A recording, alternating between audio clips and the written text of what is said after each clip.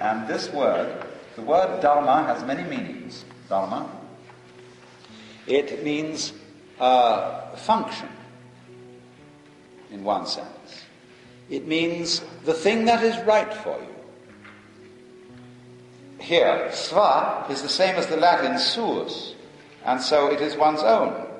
Your own function, what we would call your vocation in life. Svadharma.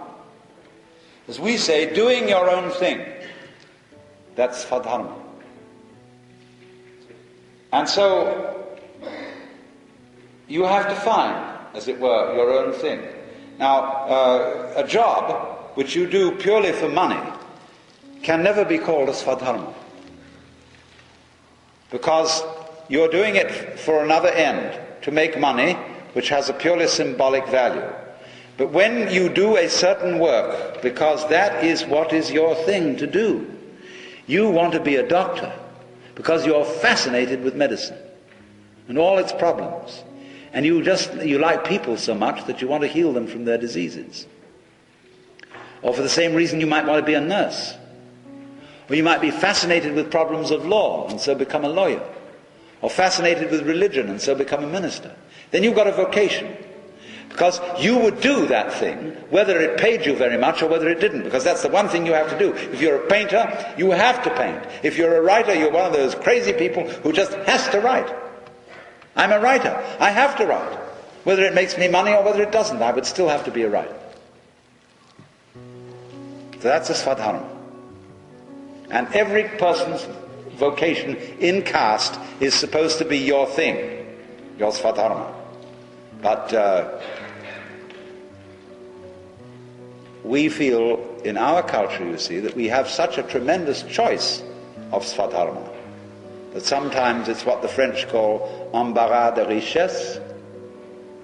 It's like embarrassment of riches when you're confronted with one of those enormous menus in a restaurant which has so many things on it you can't make up your mind which to pick. Well, now then, you see, as a person passes out of this, he gives up the social order and becomes a nobody. He then, in that sense, he goes back to the forest. He goes back from the organization, the role-playing of the agrarian culture, to the solitude of the hunting culture, to find out who he is alone all by himself. And so he becomes, in that sense, the upper outcast. The man who is respected by those people who are still in caste, because they say, without this kind of person, we should lose our sanity. We should become confused with our roles, unless there's always the hermit in the forest to remind us that man is not his role, that he's something deeper than that. And that the true end of man is to play the game of hide and seek for a while and to get lost in these roles,